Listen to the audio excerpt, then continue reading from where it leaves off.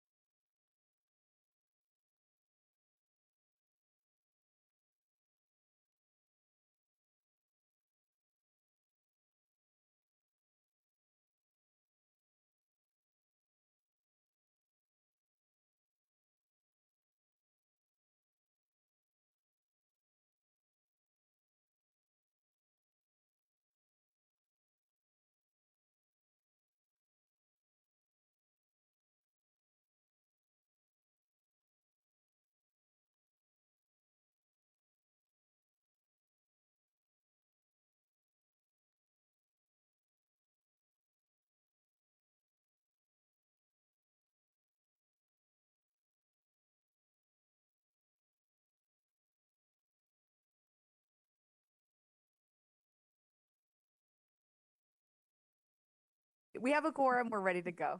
All right. Greetings. Now is the time and place for a meeting of the Beaverton Planning Commission. For the record, I will do a roll call to verify which commission members are participating this evening. Commissioner Holmes. We do not have Commissioner Holmes. Commissioner McCann. Here. Commissioner Speck. Here. And Commissioner Winter. Yes. Excellent. Let the record show that Commissioner Lago is absent and excused today. We are now at Commission Communications. Commission Communications, anyone?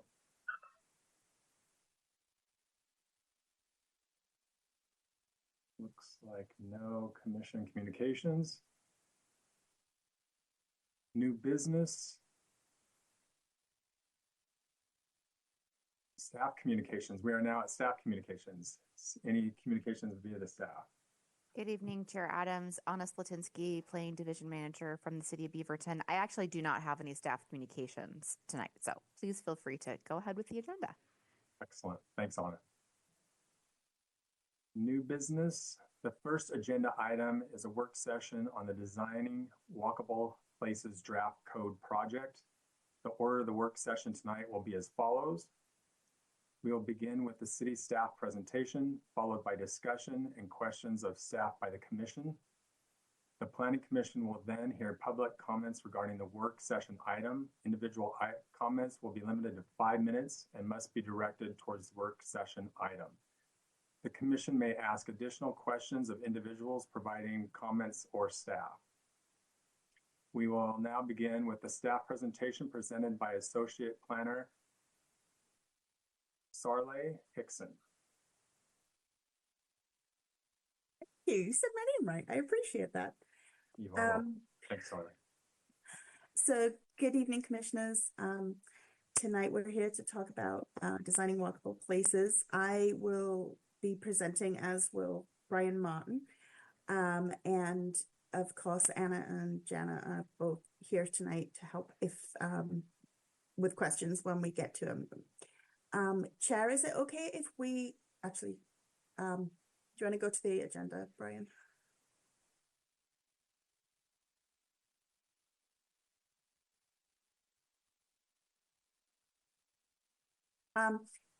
Would it be okay if we took a break at the end of each of these sections, the increasing intensity buffers and open space, those ones, so that we can let you ask questions about each section in turn? I think that'd be great. Okay, awesome. Thank you. So the agenda tonight is that I will talk a little bit about the project and where we have been and where we are going. Then we will look at the proposals on to do with increasing intensity, buffers, and open space and landscaping. We'll kind of take those as a whole. Then the proposals about walkability, and then we'll go through what the next steps are on the project. Perfect.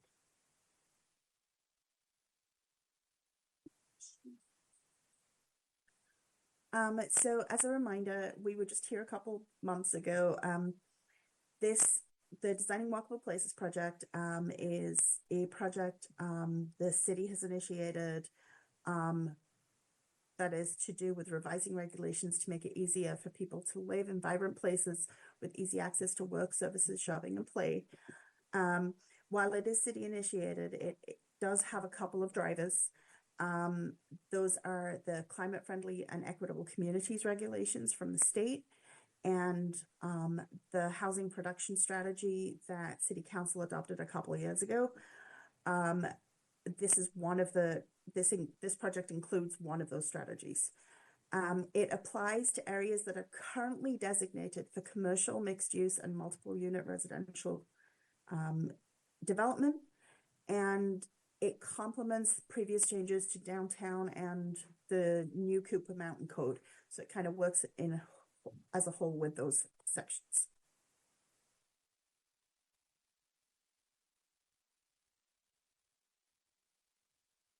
The current status of this project is that we have draft code for you today. Well, you got it in your packets and we'll be talking about it today. That's focused on increasing intensity throughout the area, throughout those areas, allowing most intense development in areas that have good transit service, and in revising standards that are currently not doing as much as we would hope for landscaping and open space.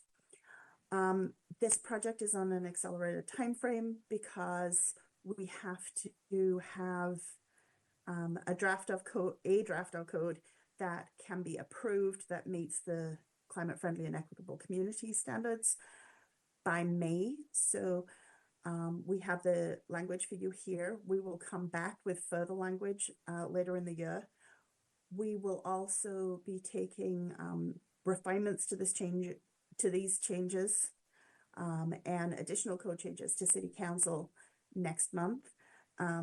But we won't be adopting until probably fall. So you're going to see us again with more revised, with more refined draft code and with a couple of extra sections that we haven't got today.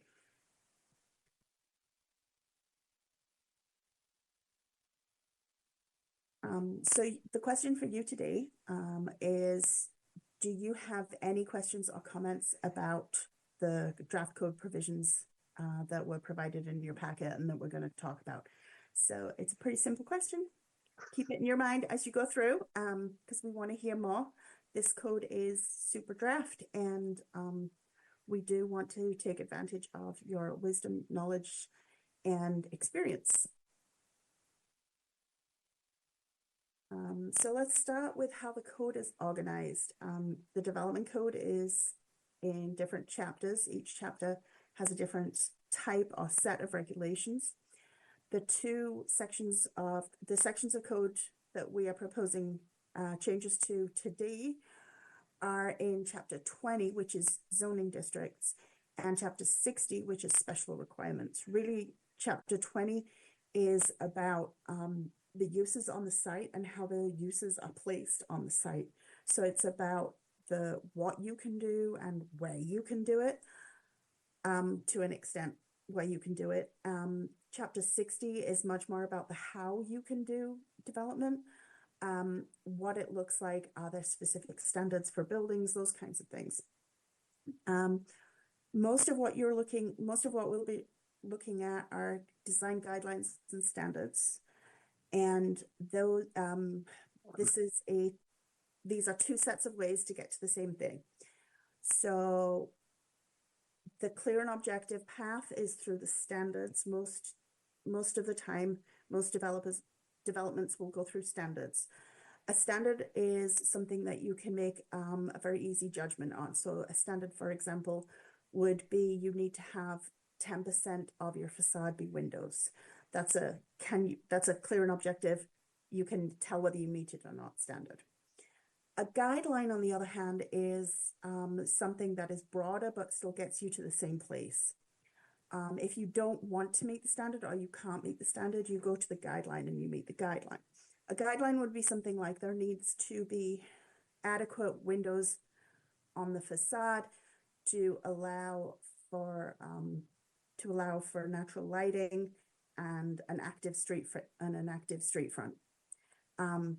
Those are the two different paths to get somewhere. Most developments are going to most of the time try and hit all of the standards. Guidelines are there, and if they're hitting enough guidelines rather than standards, then Planning Commission, you guys will be the ones that make the decision on the application.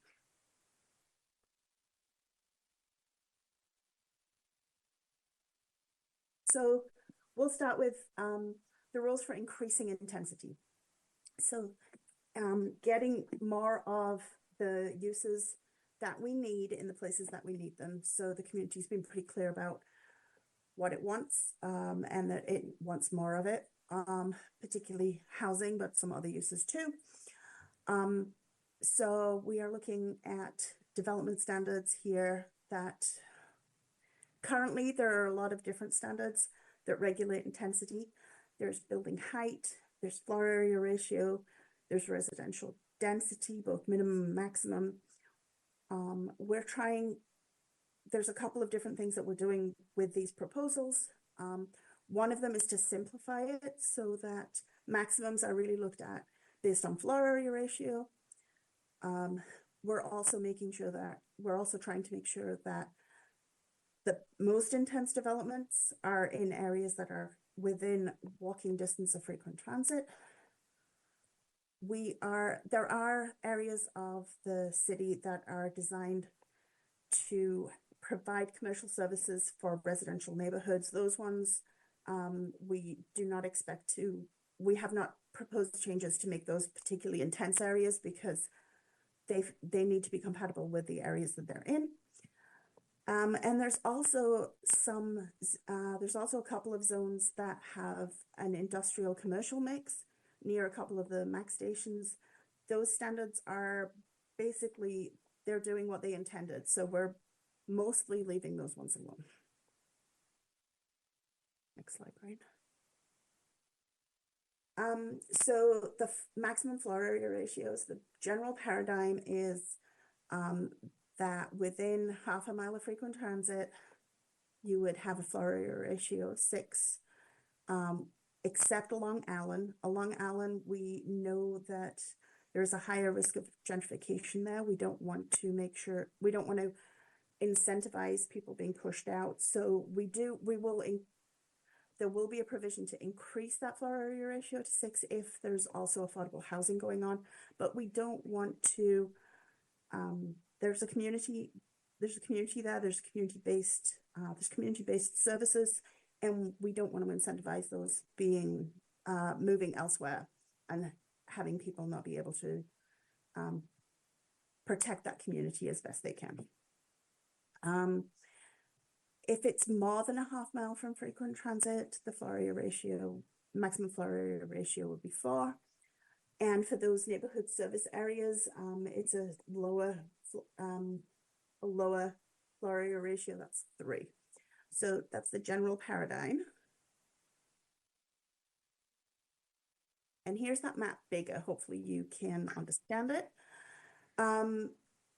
The dark blue areas are areas where the maximum floor area ratio would be 6. You can see down below there kind of what a floor area ratio of 6 looks like in modern development within the Portland metro region and in particular. So those are the kinds of things. You've got some ground floor uses there.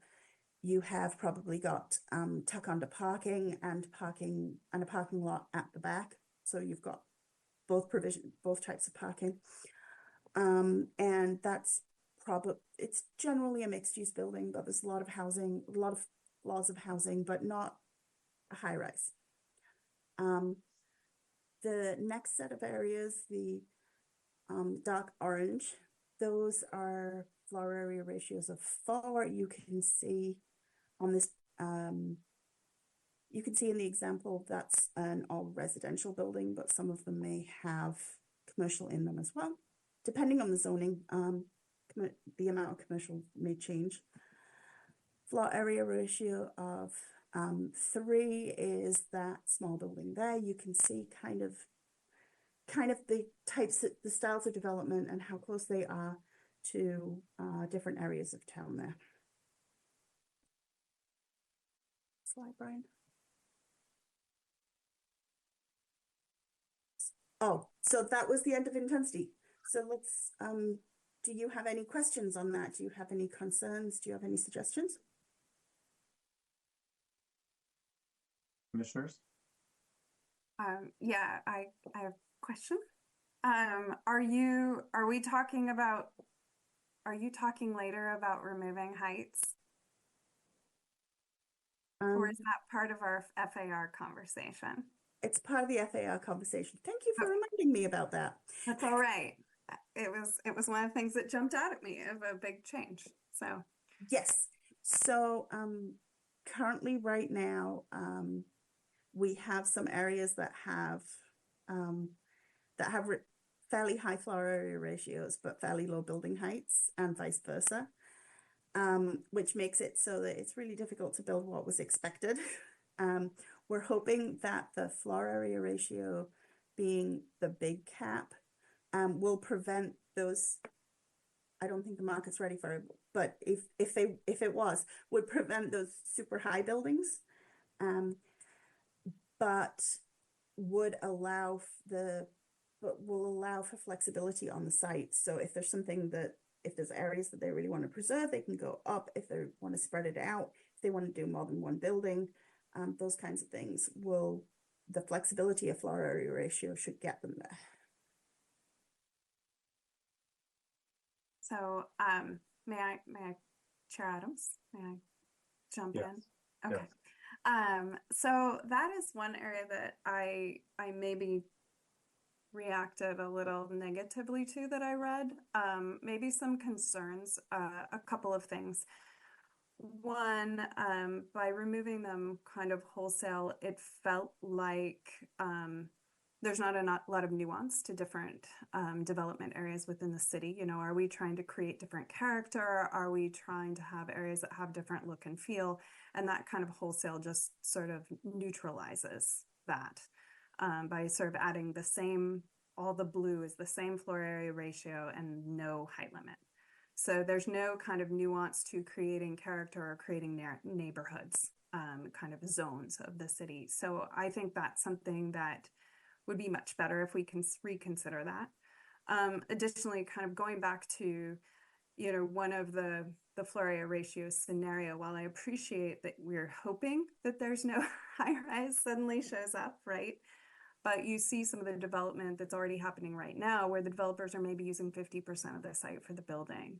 And so wouldn't that therefore mean that if you had a floor area ratio of 6 and you only used half of the site, you could go to a 12-story building, theoretically, if it was a 10-foot floor to floor? Theoretically. Or I guess it wouldn't even matter what floor to floor. It could, so yeah. A 10-story building could be 120 feet tall. So that's suddenly a very tall building in a community that doesn't have that. And is that really the, is that really the look that we want in parts of downtown Beaverton? Is that really what what the city is going for? I personally don't think so. That doesn't quite feel Beaverton to me. While I know the city is, a lot of areas are getting densified, which is great. That just seems really high. And is going to impact a lot of the kind of tucked in other adjacent uses, like say if you're in one of those single family homes that's near downtown and then you end up with a 100-foot tall building next door. Buffer, no, that's really tall. Absolutely. So thank you for bringing this up. And the first thing I want to say is that this does not apply downtown. That's the one area of all these things that it doesn't apply. You'll see there's a big hole in the middle there. Okay, well, any of these will look like downtown. Yeah, any of these is going to look like downtown if you have a 120-foot tall building. So yeah, it's a really valid concern, and it is definitely something that we wanted to hear from you about when we have discussed this with when we had a community meeting and things like that. We didn't really get into the nitty-gritty of that, but it was not a top concern that they brought up, but everybody brings different things to it, which is why we're here. And I think that staff can definitely think through more of that. Do you have anything you want to put in, Brian? Yeah, I would just say that I appreciate the community didn't bring it up. I work in this arena, as do some of the other commissioners, and I think it's not one of the things that a normal human being would kind of run that math. Like those of us who do this all the time, that just thinking about kind of what is the quality of the neighborhood, and a lot of times the average person doesn't think about that until that building shows up, and then they sort of say, oh my gosh. So Brian, you may want to weigh in as well, but I think that the city should reconsider the complete removal of those building heights, and maybe even consider whether the same building height is appropriate in different zones based on what kind of quality and style of kind of development we're actually looking for. What quality of neighborhood are you trying to create? I have a question in regards to the actual map. It's like the map was really tiny, and I live in Beaverton and travel all over, and it's still hard to grasp where this is occurring. It looks like a lot of the 6.0 in the blue is happening maybe to the north of TV Highway. Is that correct? I'm gonna, yeah. This is where my not being certain about which one. It's Beaverton Hillsdale, I think, is. Can we jump in? Sorry. The south. Please, yeah. Okay. I actually have a pointer. Excellent. So see if I can. Yeah, I'll just put it here. Downtown's right here. So you've got areas along Beaverton Hillsdale Highway and TV Highway. And then like basically what is happening is a lot of these are near the max stops. So you're going to get, that's what the difference is based on between 6 and 4 is if you're near high frequency transit. So all the max stops here and west of downtown will see that higher number. You also have frequent transit service on Cornell. There's a bus that runs every 15 minutes. And the same thing is true on Cedar Hills and Hall. So that's where you get under this idea. That's where you see different approaches within the city. Near frequent transit, you get the blue, and then away from frequent transit, in similar districts, you don't. You get more of a 4 instead of 6. You also start with 4 along Allen, as Sarley explained. I think that as long as I'm talking, I will. Some people said my name a couple times, so I think the policy choice here is for the community is how important is it to allow larger and more buildings in these areas where we already have the transit investments, because we have such a need for housing, and actually our commercial space is pretty full as well, which is maybe surprising if you hear about the region, but in Beaverton they're likely it's pretty full. So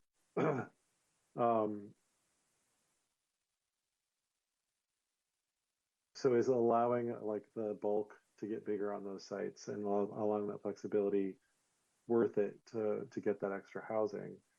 Given that we're going to have stuff we'll talk about later with buffers and open space and design of sites and buildings. The other thing I think that is interesting about this is right now, the amount of parking people want to provide and the market conditions are what's going to keep those buildings to not go 120 feet, most likely. But Commissioner McCann, you're correct. Like the stars could align someday, and somebody could build one of those taller buildings. If they take up half the site and go up. Yeah, my comment is not to the FAR, which I appreciate that in its ability, it sounds like what the code has now is really kind of unworkable, or very hard to work with.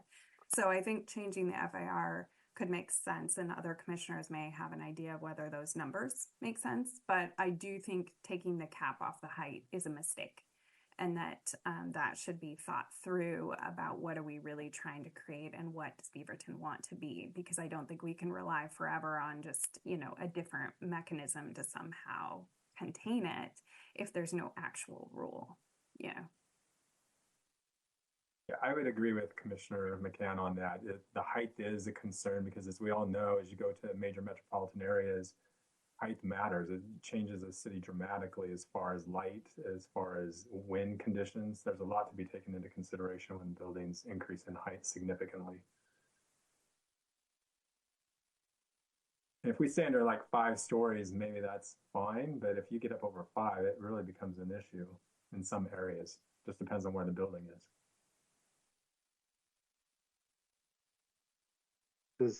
Does any happy to hear more from other commissioners as well, but does anybody have certain areas that they think are less amenable to, say, an 8 or 10-story building? I mean, there are probably some areas along Beaverton Hillsdale Highway, for example, where maybe they could handle a taller building closer to downtown, or, in some of those pockets that are a little further from residential. Maybe I don't know all of these areas, so I don't want to presume who can handle a taller building. But I do think, kind of considering, if it's a zone that is closer to a residential neighborhood that's maybe nearby, something that's existing, you don't really want to suddenly shoot up to a 10-story building. You might want to try to hold that a little bit lower and have kind of the higher density be more appropriate in scale to some of the adjacencies. There could be other areas that are maybe further out along the max line where it's kind of big open space, not a lot, maybe it's not as intense, or smaller development nearby where you could go a little bit higher. But again, it comes back to what's the kind of character that you're trying to create. And so some may say, like, in this area, it's 80 feet. And in this other area, we want to keep it at 60 feet, and just kind of set those, set some appropriate height limitations that still give that flexibility to increase the density and go up a bit, but not necessarily go skyrocketing. Yeah, I totally agree with that. And this may be jumping ahead a little bit, but I noticed that on one of the graphs, there was some buffer zones put in for commercial and residential, which is nice. I think that's a great idea. However, if you're residential and you're right next to a commercial building that's 5 stories high, that can dramatically impact your visibility from the house, as well as the livability as well. So, I mean, that's a concern that I have. Are the buffer zones enough when you're putting commercial properties right next to a residential? But we may be jumping the gun a little bit on that because we haven't talked about that yet.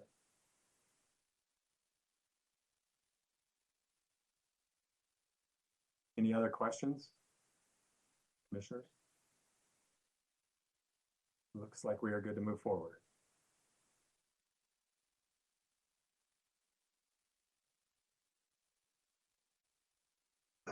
Okay, speaking of buffers, it's my turn. So given that we could have more larger buildings or taller buildings that accommodate housing in commercial areas, even if there are some height limits that like would cap it, like you'd still end up with these developments happening. We are also thinking about things that make these areas livable, comfortable places where people want to be. So the next few topics are kind of in that ballpark. With the buffers, we were looking at was one of the things we wanted to think about, along with the height and the bulk regulations. We looked at the current code, and it's sort of an interesting approach. In my mind, the buffers are usually trying to think about impacts between uses that are like across a lot line. And the current code really focuses its attention on zone boundaries instead. So on this diagram, which is my very simple diagram, but it's got a zone boundary here with the blue dashed line. There's 3 streets on here. There's a street up here, there's a street down here, and then there's the side street. And then all these colored boxes are imaginary lots with different uses on them. So commercial, single detached housing, apartments, for examples. So the red and the brown and the yellow. What the current code really emphasizes is buffers at the zone boundary when there's different zones next to each other. So what that gives you is sometimes you get a buffer if there's a higher intensity use, like an apartment complex on the other side of a zone boundary from a single detached home. So that might be, you might think, oh, that could address the impacts. But in some cases, because the zones allow the same thing, you could end up with a buffer between 2 apartments. And you're thinking, well, I mean, you can have 5 apartment buildings on one lot. Like, why are we buffering to the apartment complex next door? Same thing here with 2 commercial uses. And then buffers are required across streets in some cases. So even though there might be a 60, 80-foot street between you, right of way, it still requires a buffer in the front. So the other things that are in the current code is if the setbacks are small or non-existent, the buffer can shrink or disappear. And in the limited cases where there's really noisy use, the buffer requirements may not actually attenuate that noise because that really requires like a solid wall to do. So that's what we saw when we looked around at how the current code works. So as Sarli described it, super draft code, because we're still working on it, proposes is an approach more based on uses next to each other across lot lines. And so these would apply at the edges of developments. So if there's one single owner doing a big development, it would be looking at the lot lines that are on the outside of that development, not the internal ones.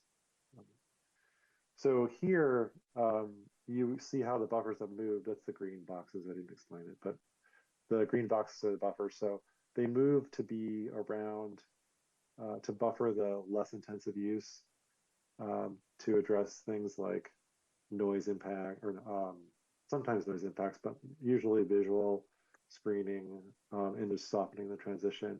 The buffer areas often include things like bushes, shrubs, trees, hedges that provide a visual screen, and sometimes fences are an option. So here you can see when you have, it's more consistent. When you have an apartment next to a single detached house, there's a buffer. When you have single detached homes next to commercial, there's a buffer. There's no buffer required across streets. And there's no buffer required when there's the same use on the other side of a zone boundary.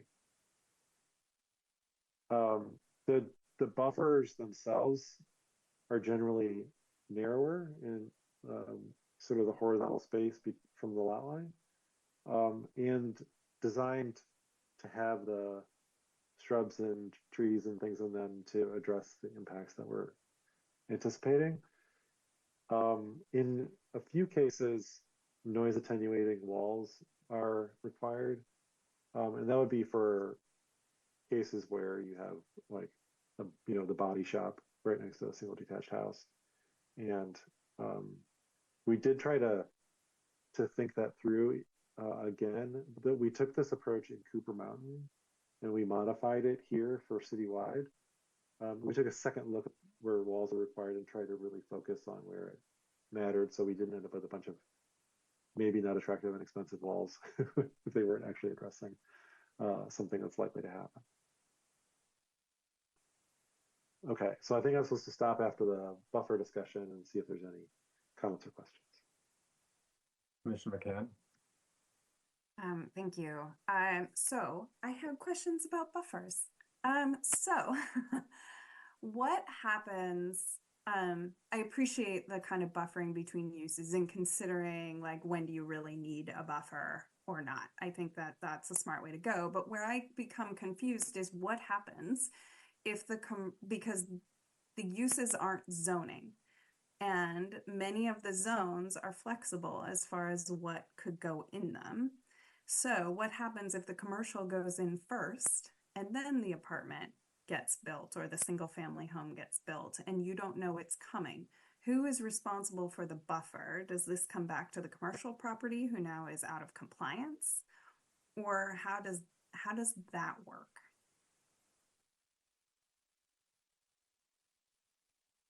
Yeah, thank you, Chair McCann. I'm only a commissioner now, but Yeah, see, I keep reverting back. Sorry, my Thanks, apologies. Brian Martin. The Chair Adams. Commissioner.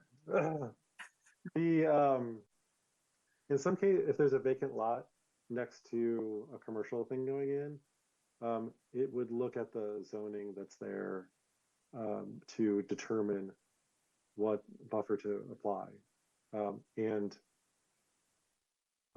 I honestly can't say that I remember what the code says off the top of my head. So let me just write that question down, and we can either get back to you later in the meeting or later.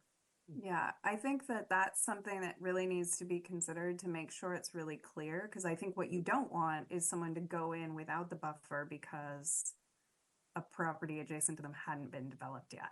And then later they aren't providing that buffer. I also was curious. I'm glad that you brought up the sound wall piece. I think that's something else, just given some of our recent projects where we were talking about like childcare and sort of next to residential and some of the challenges that neighbors were having with that. Just understanding that you're correct that if you really want to block sound, a sound wall or something else is the way to go. But there's a lot of nuance to that and how sound bounces around and how tall the wall needs to be. And I don't know exactly how you write the code to kind of it almost requires somebody to like do that proper analysis and not just sort of say it's a 6 foot high wall if you're really trying to block sound. So I think there's a question of how much are you really trying to do? So that was another, I don't know, I guess that wasn't a question. That was more of a something to consider, that's a very nuanced sort of aspect. If your goal is truly to block or at least limit sound. Yeah, I mean, sound is really complicated and site specific. I think what the draft is trying to do is to handle a high percentage of situations, because that sound's going to bounce. You don't quite know if it's going to work, but right now you get nothing. I think the other thing to note, Sarli mentioned guidelines earlier. This isn't really addressing exactly what you said, but I did want to mention that there would be a guideline that says you have to do the wall or something that provides a similar effect, attenuating effect. So people would be able to, if they wanted to, do a study and propose a different solution. Which again, is not exactly what you were talking about, but right. It's another nuance that allows site by site.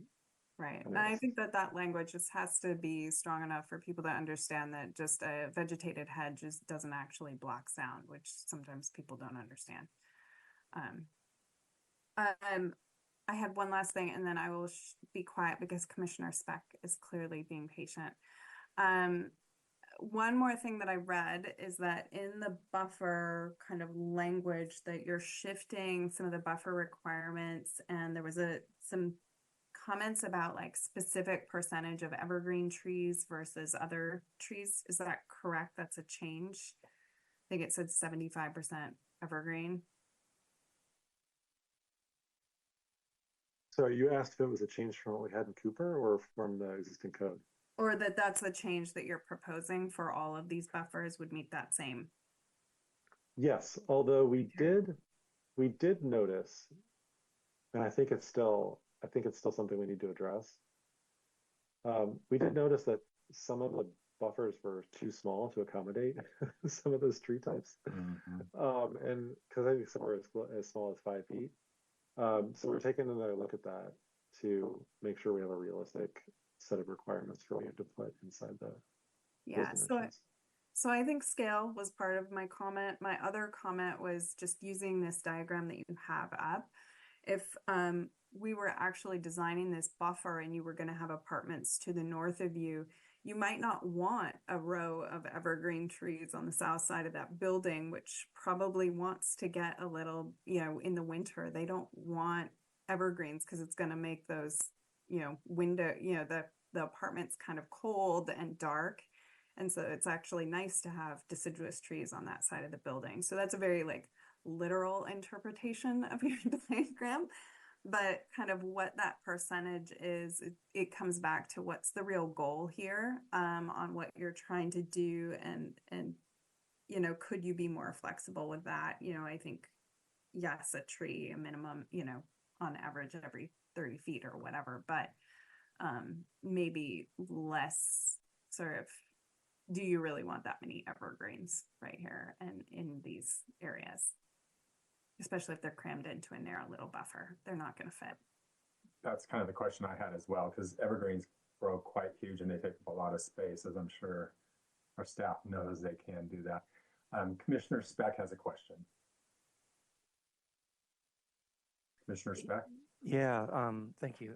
I was waiting for this because I think it's kind of hard to look at these sections independent of one another. They do have some overlap with them. And when you were talking about FAR and no height limits, I didn't really necessarily have any major concerns because those boundaries are pretty defined in terms of where they're occurring. I think where you do get issues is where you do get overlaps between various zones, and then that's where if you really truly get a high level FAR next to a much more residential zone, then that's where the buffer thing comes into play. In some zoning ordinances, what they do to still allow for that is they do essentially a shadow analysis or a building envelope analysis, where if you have conflicting zones next to one another, just basically an angle view shed that basically predetermines how high your building can go based on how far you are away from those conflicting program elements. And maybe some verbiage like that takes care of some of the other issues.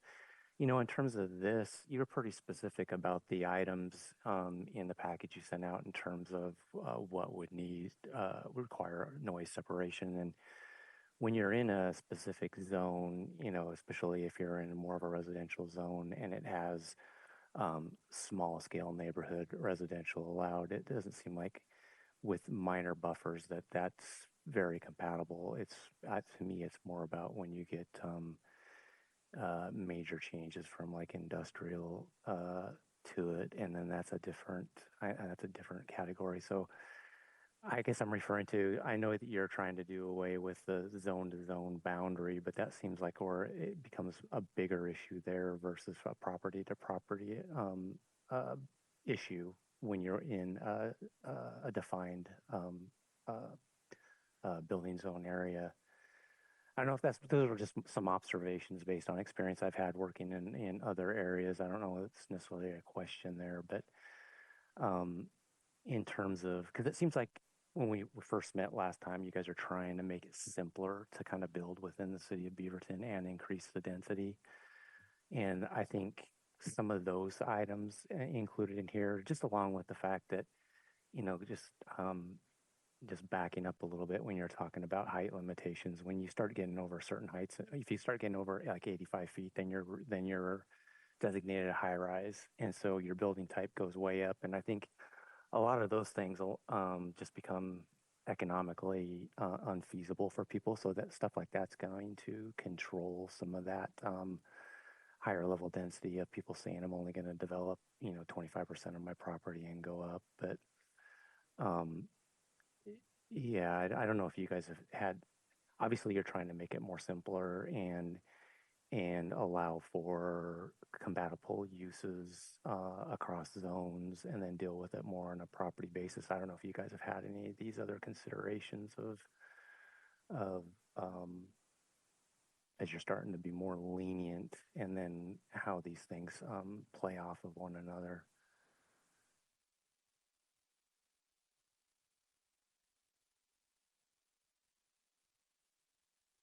I don't know if that makes sense for Yeah, people. I can respond a little bit to that, Commissioner Speck, Honest Latinsky, Planning Division Manager. I think you were asking whether Beaverton had seen like proposals or interest in building those taller building types. And the answer is pretty much no, because those construction types have requirements that are really only make sense for pretty high value, expensive um, uh, spaces. Certainly on the commercial side, there's no one's building new office, that's for sure. On the residential side, it really would be a higher cost product. Now, to Commissioner McCann's comments, that doesn't mean that wouldn't happen in the future. So I think it's fair to recognize the economic constraints, but not necessarily assume that the same economics will be in place for forever. Mm-hmm. But in terms of actual interest in Beaverton, no, we're really seeing. It's really only been in recent years that we've seen the development of significant multifamily buildings that are something other than a 3-story walk-up. And those have been sometimes with some commercial on the ground floor, sometimes only residential. But the construction approach that's used is really pretty limited height, 5 or 6 stories at the maximum. So that's what we're seeing now. That's what we expect to see for the kind of foreseeable future. In the long term, a part of me is hoping someday we do see development of taller buildings, but it's probably further off. Thank I you. hope that was the kind of information you were looking for, Commissioner Speck. Yeah, I guess I was trying to relay. I think the issue of buffer it seems to me like it's a bigger item if you're talking about those leniences that you're allowing, where you do get usage overlap between where you potentially can get some of those taller buildings. But and those areas were pretty well defined, and I can only really think of 2 larger residential projects in Beaverton, the one that's next there to Farmington and Hall, and then the one that's on the corner of TV Highway and Murray, and I think those are what's like close to 6 stories, maybe a little bit more. Outside of that, and those are in what I would say are pretty busy areas off of arterial roads as opposed to local neighborhood roads. So, plus to get development like that, I think you need parcels of a certain size, and it seems like what I was seeing in the zoning map that you're showing, most of those are outside of kind of downtown Beaverton. So they're, going more out towards Sunset Transit Center, or out towards the Hillsborough Way, which are a little bit more removed from what I would consider more of the higher single family residential areas. So anyway, just a few observations. Commissioners, any additional questions? All right, looks like we're good to move forward. Thank you, Chair. Commissioner McCann, I did have an opportunity to look up what happens when a commercial use would come into a vacant lot, for example, in one of the residential districts. Mm-hmm. And it's all actually in the table in the proposed amendments. Sorry, I missed it. Oh no, that's okay. Some of the existing uses on the top, like right toward the end of that big chunk of text that says or vacant land, you have to do the same buffer. Okay. So you even if there's basically- nobody there, like you do it ahead of time, so it's You're like- there when that develops. Okay, so I think that's great, and just having those kind of rules in place so that there's not a issue in the future. Thanks. Okay. The next sections are about open space and landscaping requirements. So just want to make sure I didn't skip a slide. No, I did. Okay. The current open space approach in the code for the city is to require basically a certain percentage of open space on a site based on which type of zone it's in. So in a residential, commercial, or industrial zone, it's 15%, and in a multiple use zone, it's 10%. And when there's a residential development, a certain percentage has to be active open space. So I just pulled a recent plan that was approved for a multifamily project. And you can see there's different elements that folks now put in those areas. They have a decent amount of flexibility about what to do, but there's a stormwater facility here. There's a patio with seating and a fire table. There's a planted area that kind of runs around. There's another patio over here. So the existing code does result in open space and different elements usually, but the proposed approach that I'm going to describe next is basically going to ask whether we could require less space but more usable space and end up with a good outcome. So let's take a look at the proposal. So the proposed approach borrows from the approach we took with the downtown design district and requiring usable open space with sort of a variety of things, both outside the building and inside the building, that with a little bit more specificity about what actually counts and what features they have. With the focus on providing opportunities for people to gather, either people who are tenants of the building or people from the public, just more flexibility to mix and match inside and outside, individual and shared. And in the proposal in front of you, we kind of have the near transit and away from transit dichotomy again for your review. So in that, for non-residential uses, you'd have 5 or 10% open space required. For residential, you would do it by unit. So it'd either be 48 or 56 square feet per unit. And if you have a mixed use project, you would do the calculation for both and then see which one is higher, which one has more requirement. And then there's different public and private options. And as I mentioned before, there's a section that kind of spells out what has to be in those or what they have to be like to count. So on this diagram, you can kind of see there's a publicly accessible open space here. It just shows a green square, but obviously they have to have things in it.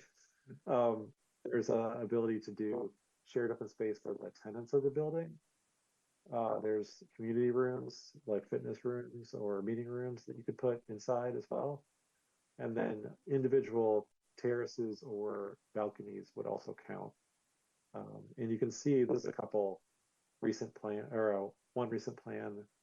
Again, there was an internal courtyard of this building here and a fitness room and another room that were the indoor open space, and like those two together can both count toward the usable open space requirement.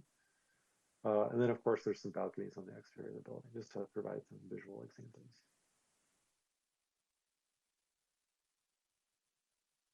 The other component of the requirement is landscaping, and landscaping is in the current code, part of that 10 or 15%.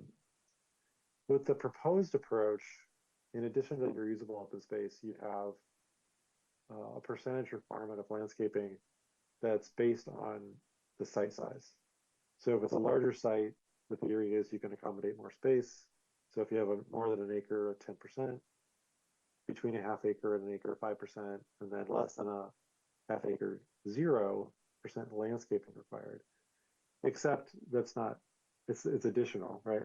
There's already several requirements that you would have to meet on the site.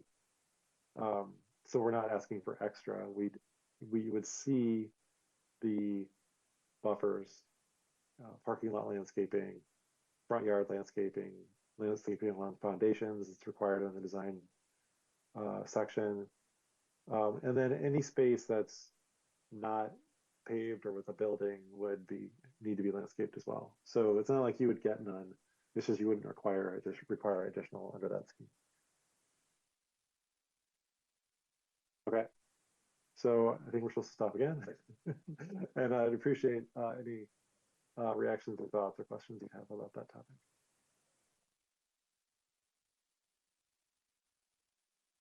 Commissioner McCann has a question. I always have questions. Sorry. Good. All good. I saw it in the notes. So when we talk about the like usable open space, I saw and this is just for my own clarification. So it says that like an indoor community room, which is not open space but shared space, could be used for up to 20% of that useful open space. Is that how I read that? Okay. So similarly, I didn't see it in there, but I may have missed it. Is there a limitation to how much of these private patios or terraces can be used toward it? Because I think that if you could sort of add all that up to 100%, then you really end up with no real open space. Or was there a limit to how many of the unit patios you're allowed to count? Doing a quick check.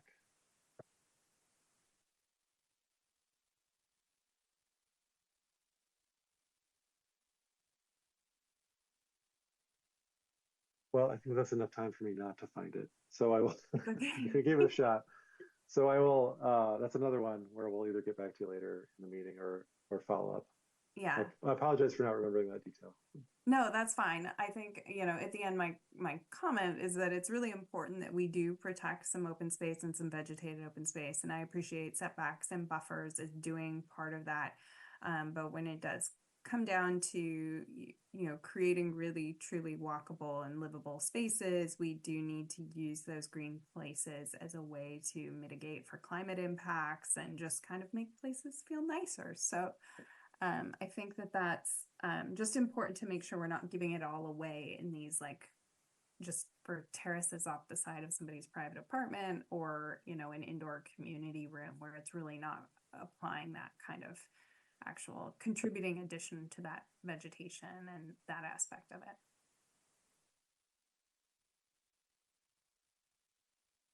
Thanks, Commissioner McCann. Any other questions from the commissioners?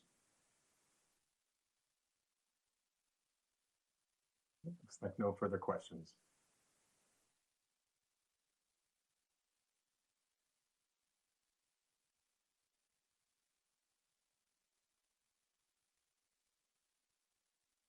Okay, so back to me. Walkability. I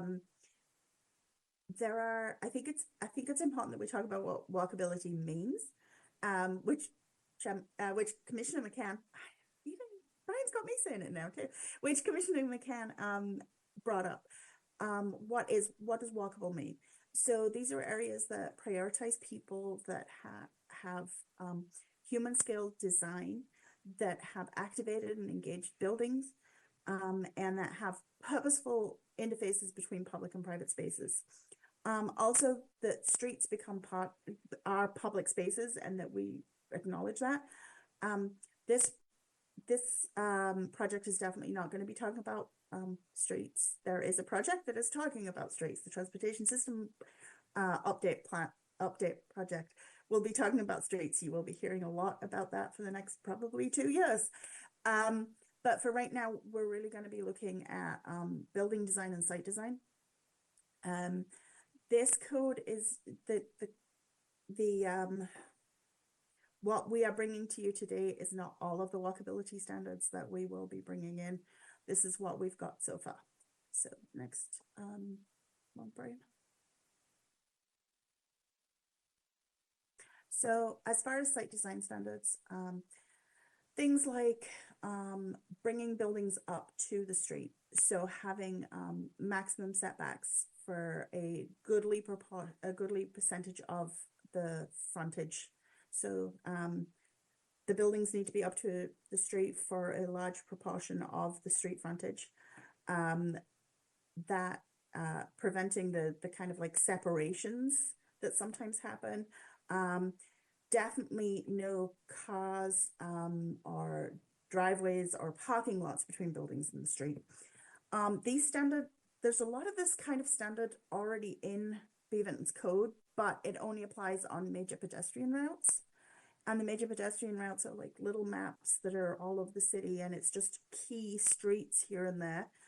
This would bring it to be most of the streets that allow commercial and commercial mixed use and multiple unit residential. So almost every building that's being built this way will have to follow very similar rules that applied on major pedestrian routes.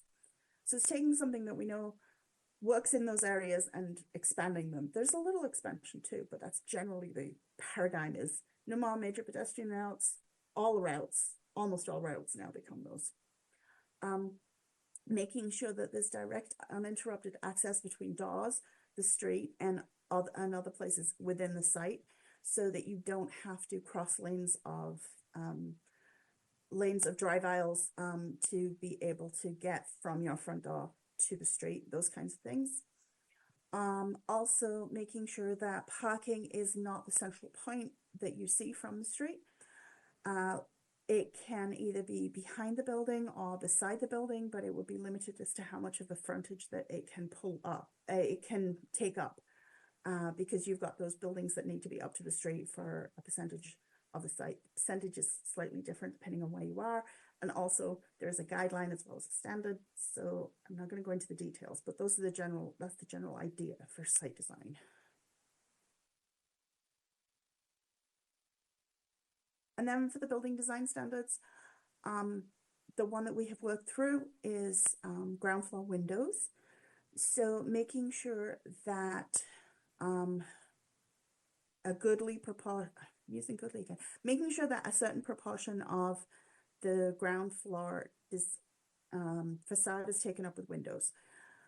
Allowing direct sunlight is important, as is eyes on the street, as is having that engagement between the street and the building. Particularly for non-residential uses, you want to have as much of that connection as possible. For sites that have more than one street frontage, one of them would become the primary frontage and would have a requirement for more windows than the others, but the others would still have window requirements. Multi-dwelling residential would have a lower requirement than that, because there's also a concern for privacy once you start putting residential in. And townhouse residential can, because of the narrowness of the lot sizes, and all the things that have to happen in that area, that's another slightly lower percentage as well, but still making sure that you've got adequate frontages, that you've got adequate windows to get the benefits of them.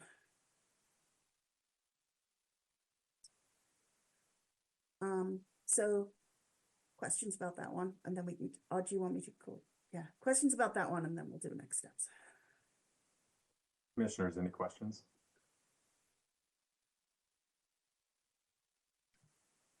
It looks like we have no questions. So the next steps are to do more of those work on more of that building design code. Making sure that building entries are prominent, updating the standards for weather protection. What we have right now is not doing as great of a job as we would like it to. Let's work on those to make sure that they to try and make sure that they get us a better outcome. Also looking at drive-through and walk-up window standards to ensure that those who are accessing services without a car have the same or better level of service than, or the possibility of the same or better level of service and safety standards that those with cars have. As we said to you last time, we're also hoping to get some of those some uses that are currently conditional uses to being permitted uses. Some of those we should be able to do. We hope to be able to do with this project. We will see what happens. And so again, any overall questions now that you've heard all of it? Any other comments? Any other thoughts that you want to leave us with? I have one question. You had mentioned weatherizing, better planning in that area. What has failed? What kind of planning has failed there? Do you want to go, Brian, or do you want me to? So we have some areas where we have weather protection over the landscaping that could actually probably do with the weather, but we don't have good weather protection over the places that the people are actually walking. It's a little backwards. There are also areas where the weather protection, as it has generally been seen, has been rain protection. There may also be sunlight protection that we want to bring into this as our climate changes and as shade becomes more and more of an issue and as our urban heat islands get hotter.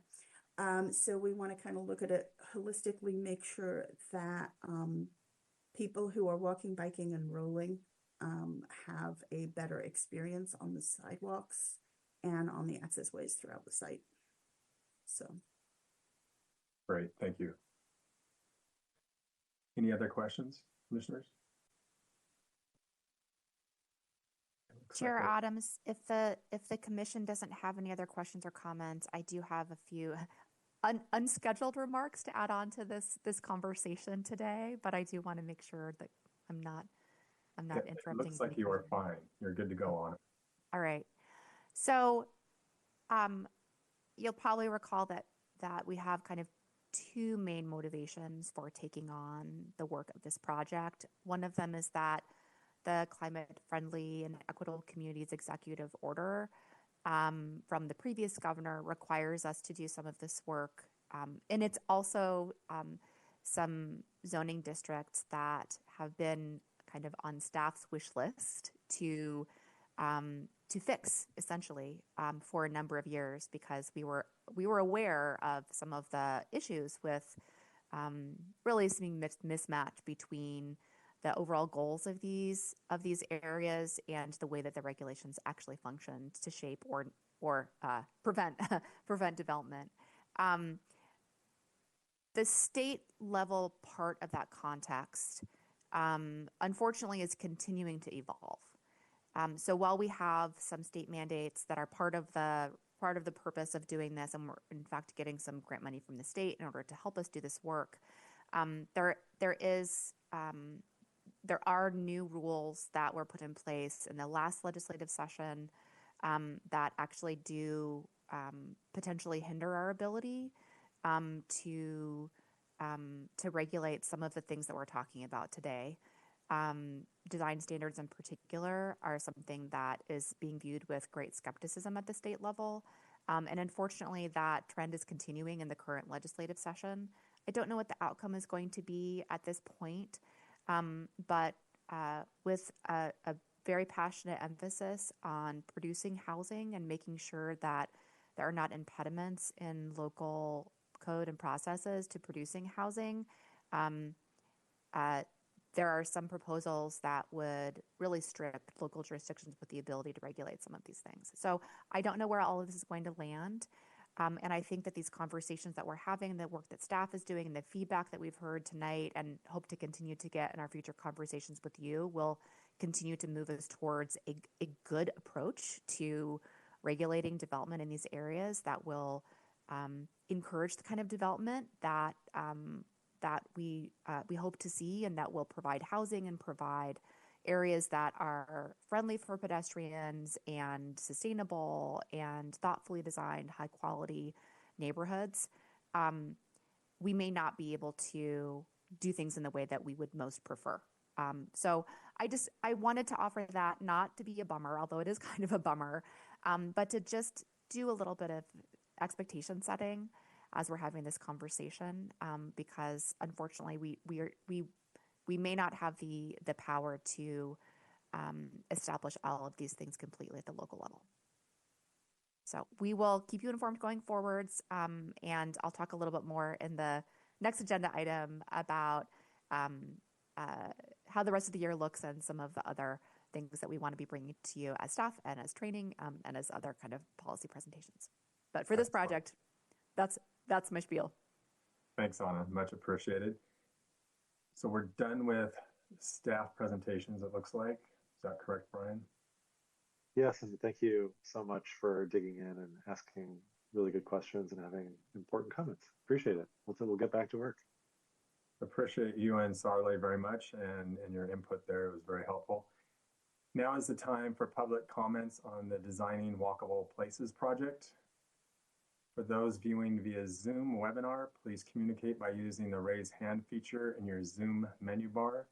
If calling in, press *9 to alert the chair that you would like to speak.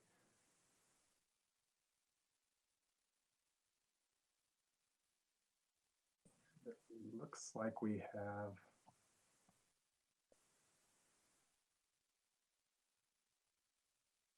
there are no staff has stated that we do not have any public comment. So the second agenda item is a work session on the Planning Commission work plan and training plan. The order of the work session tonight will be as follows. We will begin with the city staff presentation, followed by discussion and questions of staff by the commission. We will now begin with the staff presentation presented by Planning Division Manager Anna Slatinsky. Anna, when you're ready.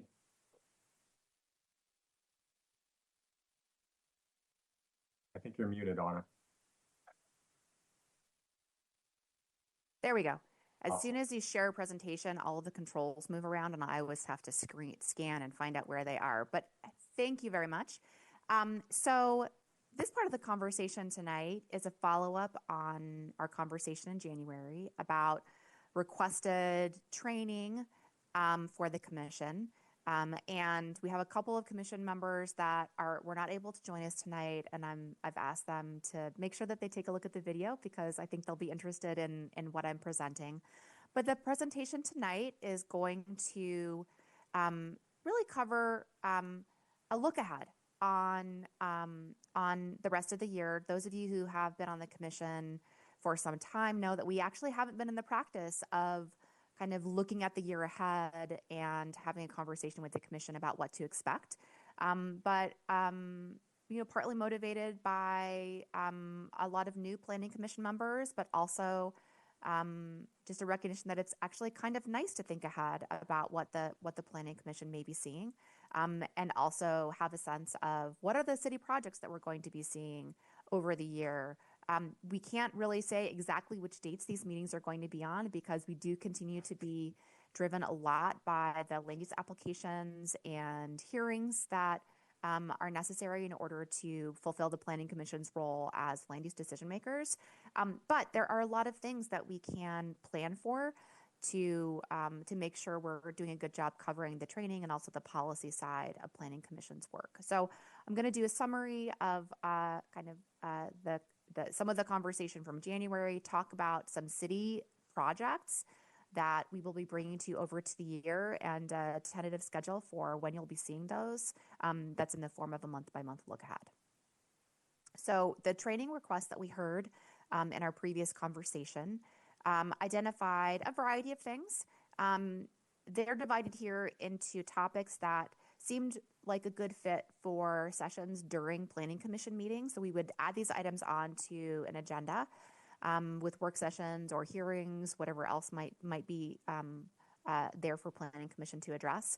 And then some trainings that make more sense to be held at other times, because we anticipate maybe not every commissioner would necessarily have a keen interest in it. The trainings that we talked about having for the full group would be a little bit of an overview of Oregon land use law history and some recent changes. I alluded to some of those in the last presentation at the end. There have been a number of changes to state law that we're working on putting into effect now to fulfill those requirements starting in January. So we'll catch you up on some of those things, and some of them do affect how Planning Commission reviews things and the Planning Commission's role in the land use process. We'll do a little bit of a look back on significant Beaverton projects. Designing Walkable Places isn't addressing zoning for downtown because we did a huge downtown zoning project a few years ago, but most commissioners actually weren't here for that review. So we'll give you an update on that and some other projects from recent years. And then we'll look to do some policy presentations on housing and then on kind of public health, homeless shelter topics. For trainings that we anticipate scheduling outside of regular Planning Commission meetings, they would be doing some kind of practice and case study walkthroughs for land use applications to help newer commissioners become accustomed to what reviewing land use applications is like, maybe at a pace that's a little bit faster than just waiting for them to come through for the commission's review. And then doing a little bit of Development Code 101, Comprehensive Plan 101, to help make folks more familiar and comfortable with those documents. In terms of city projects, we have a number of things that we're planning to come to you with updates. The projects that are highlighted in orange here are projects for which the commission will be a decision maker. So the Designing Walkable Places project we just spoke about, the commission will be reviewing that and making a recommendation to council prior to council taking action. Same with another development code text amendment called the Code Maintenance Project. This is an annual project that we bring forward. We brought it through last year. It's going to be coming again this year. It's a more kind of small scale changes to the development code to keep it working well. We will most likely be bringing an amendment related to regulation in the flood zone due to some changes that are mandated by FEMA. And then we have a number of projects which may result in a development code amendment or comprehensive plan amendment. Actually, the transportation system plan should be updated in orange as well now that I see it. But some of these are projects for which the Planning Commission does not necessarily have a formal role, but the subject matter is really relevant to planning in general, and seems like it would be both of interest and kind of helpful context for Planning Commission. So that would be the Beaverton Climate Action Plan update and the Economic Development Strategic Plan. We also would like to bring a presentation about the Beaverton Urban Redevelopment Area, which is, it scans a kind of a broad area, kind of a larger downtown, and then including the industrial area over around Western Avenue. There's a history to that, and there's some goals that I think again overlap with planning goals that the commission is used to grappling with in general. So this is our tentative month by month look at. I didn't include March because we're already in March, but in April we're going to be having a work session on that transportation system plan project. I'll do that overview of Oregon land use law and some of the recent legislative moves. In May, we'll be taking a look at some of those city projects that have happened over the past several years. In June, we'll aim to do housing policy conversation as well as work sessions for the Code Maintenance Project and Designing Walkable Places. July, we will take a look at that public health and homelessness policy overview. August, the Economic Development Strategic Plan work session. September, we're back to some hearings for Designing Walkable Places and the Code Maintenance Project. And then through the fall, we have the Beaverton Climate Action Plan 2.0, and then more work on the Transportation System Plan. I missed the L there, so it says Transportation System PAN. And then also that introduction to BURA.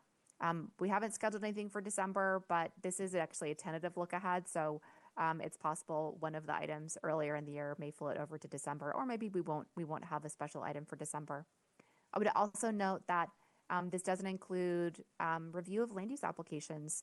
We don't know this far ahead which land use applications will be coming to the commission when, but the goal is to have no more than 2 planning commission meetings per month, and we will do our best to stick to that cadence because we really do value your time and want to make it as workable as possible for you to participate in planning commission and play this role. And part of that is making an effort to not have too many meetings.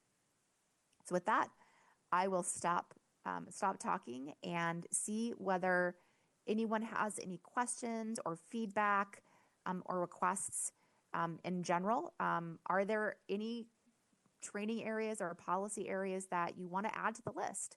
Are there things that I tagged as being for in-person planning commission meetings that you think might be better held offline or vice versa? And just in general, any comments?